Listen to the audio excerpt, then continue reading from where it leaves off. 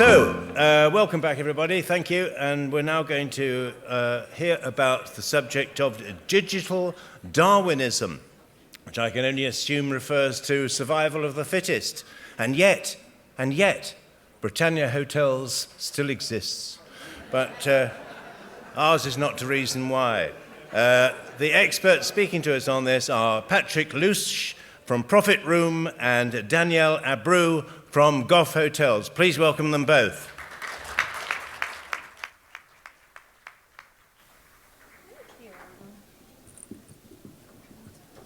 Pete, I love this. Survival of the fittest, it is. Yeah, but definitely not the fittest. Oh, yeah. We'll try our best. It's a pleasure to be here, everybody, and it's great to see so many people in this room today. One thing we are all aware of in terms of today's age is the fact how we're in a constantly evolving and changing world. And it cannot be more relevant nowadays when it comes to AI, technology, and how we implement it in our hotels to make sure we survive as the same way it used to be back in the days from a biological era a few years back. I'm delighted to have Danny here with me from Gough Hotels. So Danny, thank you so much for joining me. Thank you. Danny, you are part of Gough Hotels. You have been with Gough Hotels for a bit of time. When it comes to digital Darwinism and the survival of the fittest, I would love to get your understanding and insights in terms of how that has played a key part in your success. Gone goes the days where price or location is the only key to success for a hotelier. As a matter of fact, it's looking into the element of digital trust, personalization, automation, and how in an era such a challenging date, you can automate and actually maximize your revenue. So I'd love to hear, how did that journey start with yourself, and how many years back do you go with? Yeah, of course, great. So I think we can all agree that, well, I've been with the company for 14 years in many different roles, and I was kindly asked to lead marketing about three years ago now, which was completely new to me. Now, in terms of all good to great businesses need to constantly adapt to survive, right? We've gone through so much change. We don't need to say the big C word, but since then everything's been up and down and the like. Now, it came about 3 years ago when we decided that our booking engine was not offering that seamless experience that we wanted. So we were still, a guest would book a room and we'd then call them to ask them what time they wanted their table for their dinner, bed and breakfast package. And it's especially after COVID, you know, a lot of people left the industry then. You were running on a really small head office team, a very small sales team, and we needed to find those efficiencies. Our strategy really shifted to, let's find efficiency, let's look at where we can save on costs, and let's try and create as much revenue as we can from new and current streams. Okay, so you're talking about efficiencies, personalization. How do you get about personalization when it's a key metric and it's a key to the success for the guests when they arrive to the hotel? How do you go about from an element where it was fully manual, where you would take phone calls, inputting people into the specific tables in the restaurant, to automating that and actually ultimately handing that power away from a hotel to the guest? We wanted to hand as much as we could back to the guests, and that's always really, really scary for your team. And I think we discussed it briefly in the meeting and event section where, you know, I think even still we don't let people book tables of like more than 24 in the restaurant because, oh my goodness, like, can you imagine? We need to control that. So we've still got a long way to go. The first thing was obviously the booking engine, and we looked at, when we were choosing the booking engine, we needed something that would streamline the experiences as much as possible, less steps to get that booking through. Why are we creating extra barriers? But secondly, it's looking at the integration into all of our other systems, so our restaurant booking system, our gift voucher system, and making sure that it was a two-way integration. So we needed a booking engine that could really push information in and pull it in and push it back as well. That was really important for us, and luckily we found it with Profitroom. One thing I love you say about that data, and data is key nowadays in terms of where it sits, whether it sits in the PMS, whether it sits in the CRM, and how do you really manage that data. One of the key elements really to the success from an online booking point of view is actually where guests nowadays expect, almost 69% of the guests expect that you know of them, who they are and what they expect, even prior to their arrival to the hotel, not post check-in and not post actually departure.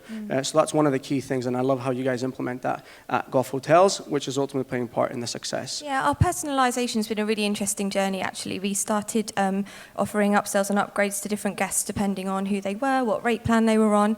And I think in about 3 months of implementing those changes, our upgrade revenue increased by 231%.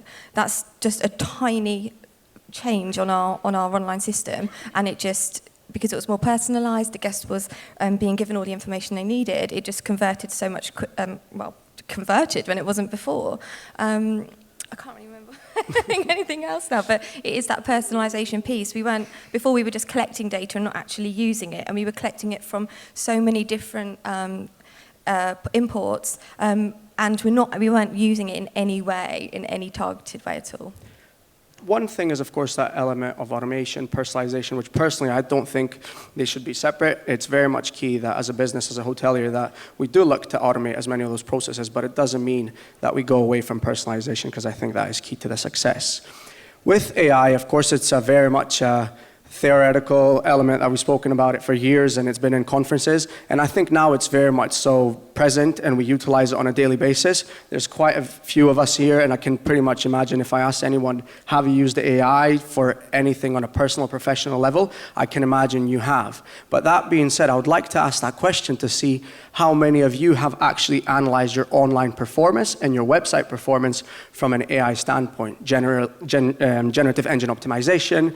How does your actual website and your booking engine speak to the language learning modules and AI? Is that something you've reviewed at Gough Hotels? We had a look, and we've done asked it to review our online visibility. And one thing, we are very visible because we take so much, we've done a bit of a 360 actually. We kind of came away from PR and PR agencies just before COVID, thinking that we put all of our money into digital marketing, because it didn't really come in hand then. But now we're switching back, so our websites are now becoming way more informative, whereas before they were being completely stripped back just to look great and just get you onto the booking engine.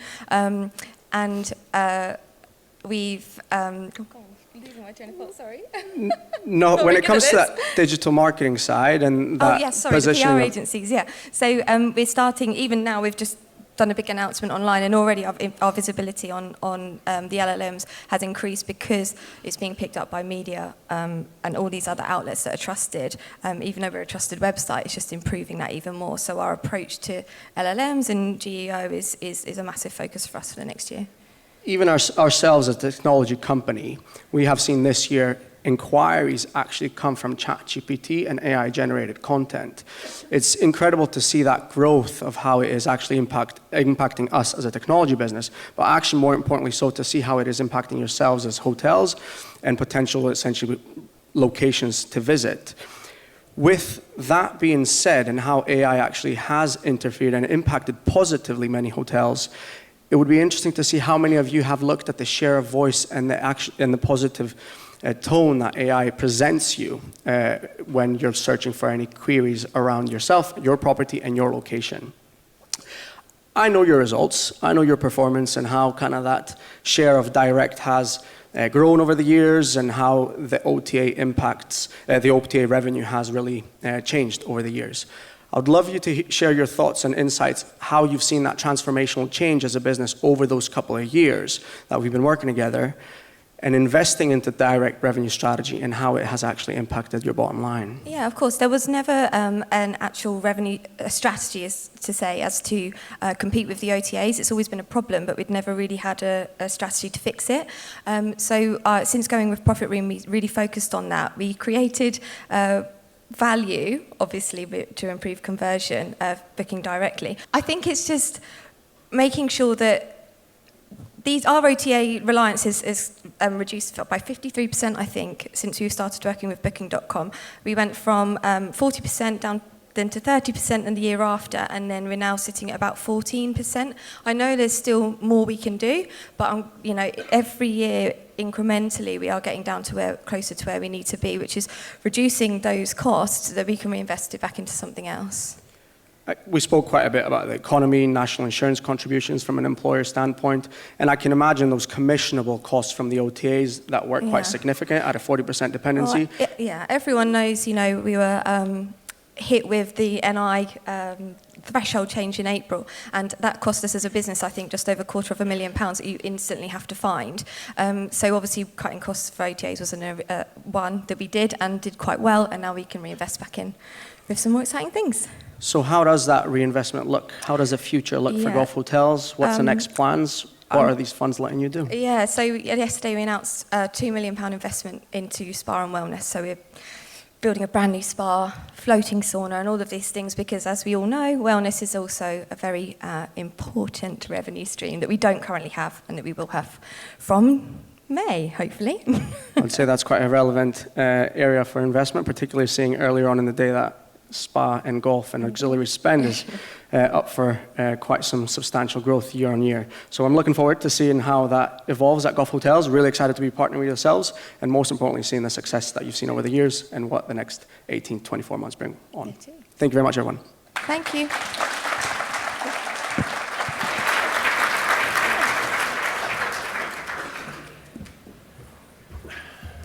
Thank you, Danielle. Thank you, Patryk. And apologies for looking as if we're agitating over time. Yes, I will have one of those, please, in case I need it later. Thank you very much.